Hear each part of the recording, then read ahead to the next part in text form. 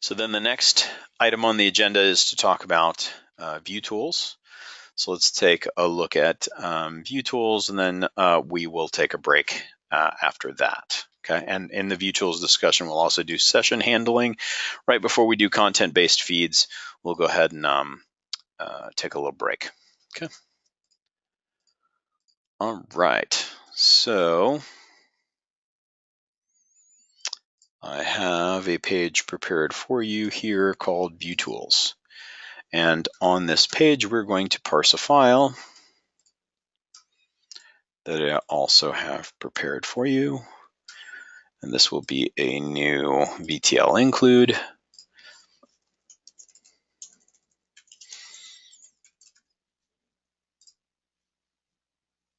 And that is here under training and VTL files.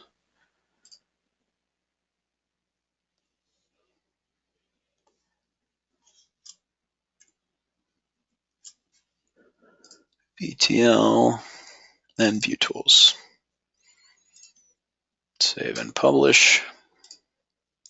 And here's our view tool examples.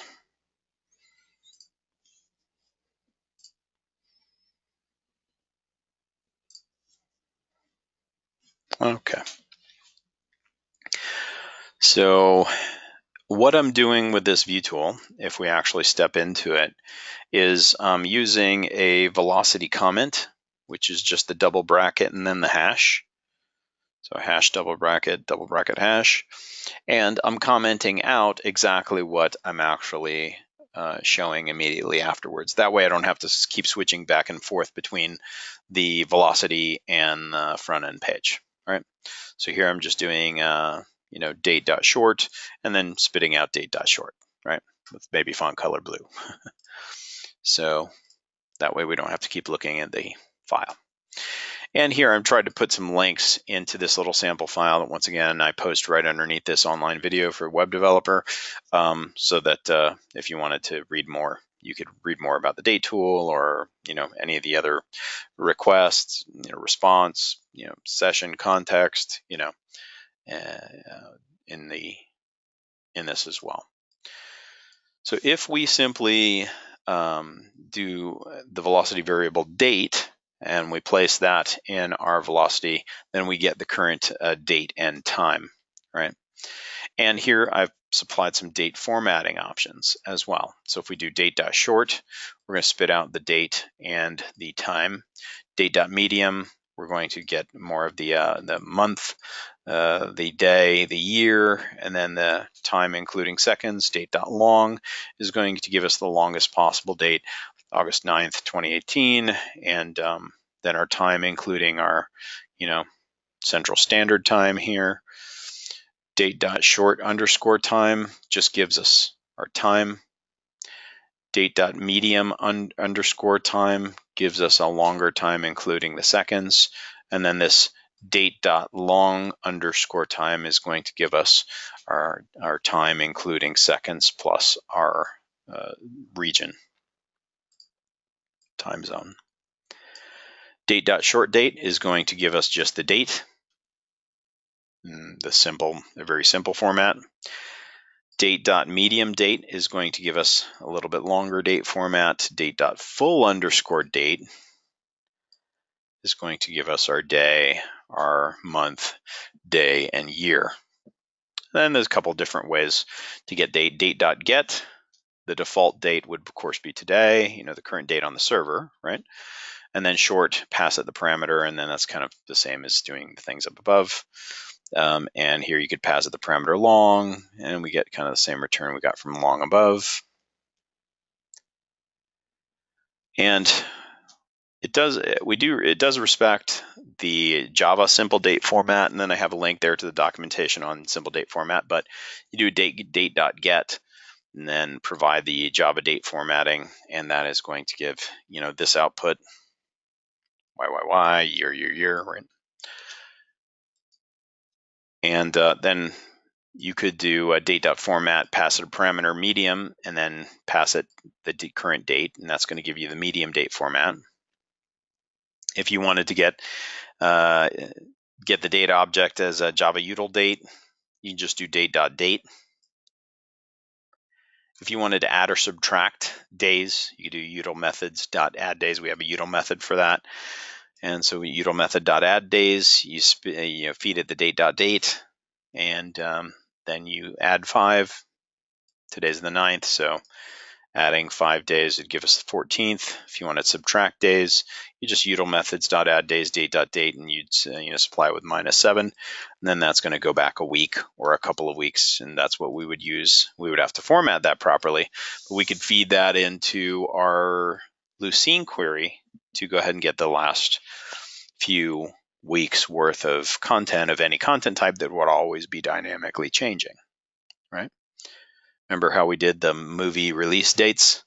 This is exactly how we would get today's date, format it to exactly what the Lucene query searcher needs to query the repo, that right format, and then we could set it back a few weeks or a month to get the latest movies all the time, right? If you wanted to get a Gregorian calendar date, you could do date.calendar, set that to a variable, spitting out x.time. So that's giving me my date and time. If you wanted to add 24 hours to that, you could do x.add. The integer code for hours is 10, the Gregorian calendar date, and I can add 24. And so that is giving me 24 hours from now, which today is the 9th, so 24 hours from now would be the 10th. So that's just working with dates and all the different things that I could think of you might want to do with dates or get back from, different types of data objects. Next thing we're going to go over is some examples of how to do math with any number set. So if we wanted to add 2 numbers together, math.add, adding 3 and 4 gives us 7. If we want to do math.subtract, we can subtract 4 from 8 and get 4. Math.mul, to multiply 2 times 4 would be 8. Math.divide, dividing 8 by 2, giving us 4. Taking a number to the power of, so we're taking these 2 numbers and setting them to the power of each other, then is giving us 216. Math.min is finding the minimum, and you know what? Yeah, okay. Yeah, you know what? I messed up here on min and max. So just that's min, this is max. So math.min does give us 44 between those 2 ranges. And if we say, max of the 2 numbers, math.max, that's going to give us 88. To take the absolute value of a number, so absolute value, math.abs, absolute value of -7 would be 7. Converting an integer to a double, math.toDouble, so that's going to give us 10.0. Converting a number to an integer, I think we looked at that last night. Math.toInteger, we take that decimal and it will just simply chop off. It doesn't round, right? If you wanted to round, then you could say number of digits, the number you want to round, and then it will round up for you. You can see it's taking the 0.99 here and rounding up to 895. Getting a pseudo-random number between 0 and 1, you can do math.getRandom, and that returns a pseudo-random number between 0 and 1. To get a pseudo-random number between 2 different numbers in a range, so if we want to get something between 50 and 100, this is outputting right now 98. We could keep refreshing and getting a different number. If we wanted to find the remainder after division of 2 different numbers, we have a util method. You can do util methods.mod, taking 20 divided by 8, leaving us with a remainder of 4. So just thought all the different things you might want to do mathematically. Now here under util methods, we have some util methods to deal with strings. So here we're doing a set string equals, the quick brown fox jumps over the lazy dog. And so that's our string. So if we did util methods.contains string, we pass it that string, we say we want to find out if it contains dog, this will return a Boolean value of true because dog obviously is within that string, right? TrunkCatify, I did not name this. Util methods.TrunkCatify, we'll take that and you'll notice we're passing 10 here. Now 10 actually stops somewhere right around here. But the TrunkCatify method will actually finish whatever word that this digit stops you in the middle of and then add an ellipse right after that. There are probably some better ways to handle that in your HTML.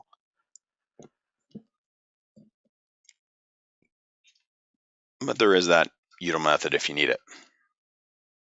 Okay, if we wanted to KnitCap everything in the text string, we could do util methods dot capitalize and pass it that string. This gives us our KnitCaps.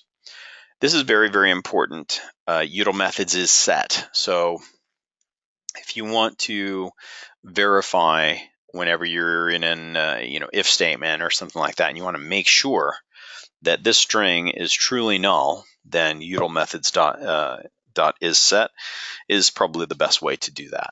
And it's going to return a Boolean value based upon whether it's set or whether it is null.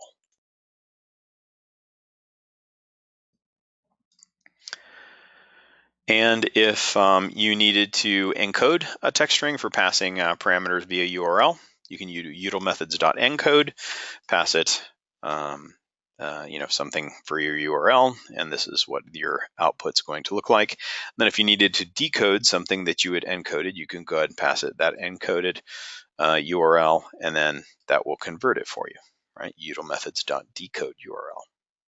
It's important if you're reading things out of the URL to XML escape them in case somebody tries to inject into a parameter that you're reading from in the URL some JavaScript to try and hack you.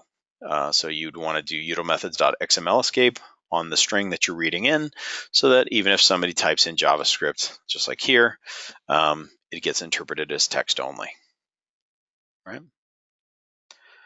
Okay, and then I've got some documentation links. This is handling the request, response, session, and context. We did a little bit of that in our last session where we did a request.get parameter. So here is our HTTP servlet request object, just request, if we spit out request. And we already did it last night, so I don't think we need to actually set this up, but you could, if you passed a parameter this way on a certain page, ID equals 1, 2, 3, 4, 5, and you do a request.get parameter ID, then that is going to return you, 1, 2, 3, 4, 5. And of course, you'd want to do a util methods.xml escape, and then set that to some sort of variable, right? Here, if we were setting tag in the URL to science, then we would request.get parameter tag, and we would want to, once again, XML escape, set it to a variable, right? How to get headers sent by the user's browser. So here I have, once again, some documentation on the browser header, and how to get the language from the header. Now, we do this automatically with our rules engine using similar methodology, but if you wanted to do it manually in your code, you could say set.example header request.get header accept language, and then spit out example header. That's what I'm doing here down below. So you can see I have my browser set to US English, right? And then you could simply detect the first part of the output here and then say, would you like us to set, the site to English for you? So if we wanted to get the visitor's browser user agent, we could set the example header to request.getHeader user agent. And now I'm spitting out the example header below. And so this is my user agent. Right. How to get the visitor's IP address. So request.getRemote address. And I'd probably have to visit the front end page for it to actually find me there.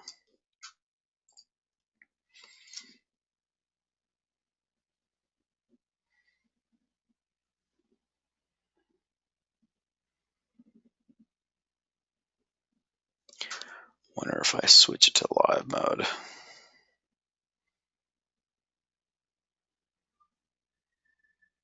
No.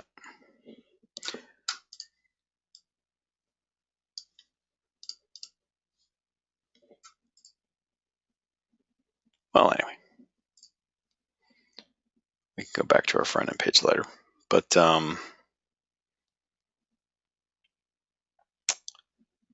that is how you would get the IP, and that's what we do on all our forms, by the way, on our front end forms. We go ahead and get our request.get remote address and store that in the forms. The HTTP servlet response. So here I'm just spitting out response. That is giving me the HTTP servlet response. I could do response.send redirect if I felt that I wanted them, whenever they tried to hit that page, I wanted to take them somewhere else. I could set a 404, response.send error 404. I could add something to the header, response.add header powered by dotCMS, label and value. And then I could set, and I could get, set response, set content type text HTML, and then response.get content type. Now, it wouldn't look very good if I set this, content type to something else. We'd instantly wouldn't be looking at a web page. We'd be looking at some garbled text or something. But you could. The HTTP session. So we always have to warn here that setting session attributes is generally a bad practice if you're doing it in large amounts. So it can fill up the server's memory. So especially if you have millions of front-end visitors.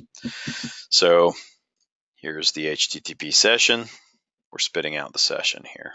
And if we wanted to set an attribute, we could session.set attribute, set our label and our value. And then we can do session.get attribute, that same label, and then that gives us, our original set value. Right. Session.remove attribute, you can go ahead and supply the label, and this would remove that session attribute. Or if you wanted to invalidate the user's session entirely, you could just do session.invalidate and do that whenever somebody clicks log out or something like that. The context is a hash map you can use for interpage communication. So here I'm just spitting out the context. And then if we needed to do a context.put, set something, say this is my value, and here you do a context.get. And here I'm just spitting out my variable after context.get. I think I just have this accidentally copied twice. And then that context.get is finding my variable value, right? And finally then navigation tooling. Right. Okay. So if I wanted to, let me copy my URL here.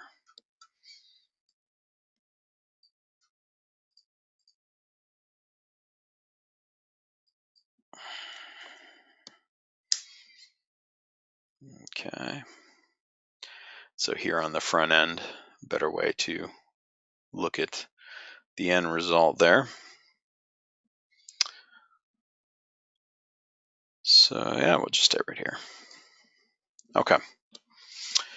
So navtool.nav will give me the current directory that I'm actually in. So I'm in the training directory. I'm on a Viewtools page, right? And so that's going to give me the training right above me. Now, if you're looking at crumb trails or whatever, you'd want to back up. I could do navtool.nav.parent to back up one. I could do navtool.nav.children to go forward, or say, which, get my list of my children underneath my current directory, right? This tells me everything that's show on menu in my current directory, either pages or what have you, right? And then if you're building a crumb trail, I'm just, setting, instead of in a for each loop or anything, I'm being very literal here and saying navtool.nav.parent.parent.parent.parent, and, one less parent, one less parent, one less parent. And then finally, I'm doing navtool.nav. So navtool.nav tells me I'm in the training directory. Up above the training directory is the host. So we didn't get very far before we would. Once you detect system folder, that's where you'd stop iterating backwards, up the chain to stop your nav, right? I didn't put my page very deep, so Sorry about that. You didn't get to see a robust crumb trail there. And then this is the code that I'm executing down here. And you'll notice it matches the same exact code that's up there in our template. Right? So I'm just setting a list equals navtool.getNav, and I'm getting from the root of the host. So for each n in list, then I'm setting up an unordered list, an n.title, and then set children equals n.children, right? And then if children is, a size greater than 0, then for each child in children, then give me the title again, right? And wash, rinse, and repeat and do the same exact thing and get the tertiary level as well. So it just goes down 3 levels. It doesn't go beyond that. If we wanted to, we put another for each loop and we would get, children 2. Obviously, the next one would be children 3 or something like that, right? So that is what we were doing here, that exact code. And that's why we're getting the about us, the things that are marked about us underneath that, everything, including our training folder as well.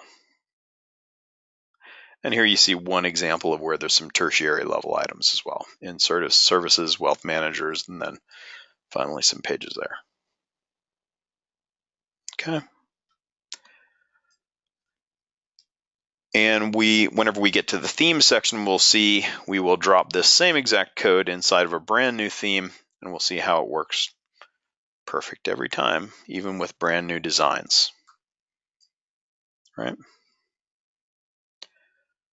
Okay, and that is the end of our kind of base tools coverage. Let me remind you here that on our site, under the velocity section, here's a complete list of the view tools. And remember, there's a toolbox.xml to go ahead and look at all the different tools you can use. There are many more that you can use, but you'll see the math tool we were covering there, util methods, the date tool, etc., and there's many more to read about there, and we'll be talking about the JSON tool, the XML tool a little later. Okay, so questions. So using view tools, we can directly use these commands into a VTL. No need to write Java code. Exactly. Couldn't have said it better myself. Yep. No need to write Java code at all. All of this is just exactly just like I said. Type it anywhere. You can even type it inside of a WYSIWYG on a piece of content, and it's going to return the values that I just showed you in that VTL. You could drop it right on a simple widget. You can drop it in a container. You can drop it in a template, in your template code, anywhere you wish. You can do JavaScript, Velocity, HTML, all together there. So, yep, it's made to work exactly that way and be very flexible, and you can do it in multiple levels like that, whether you want to call things and set variables and call view tools way up in the top of the template so every single page has access to it, or whether you want to set it on the containers that control, 10 different content types and feed any one of them that happens to be on the page a value, you can do that. And we do that same thing on dotCMS.com. I was just setting the Java doc for 5.0 inside of our resources and documentation.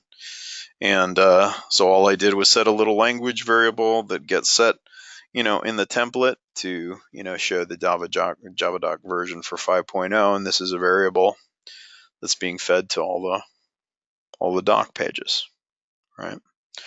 Just did that for our 5.0 release that just came out this week and is ready to download on our downloads page.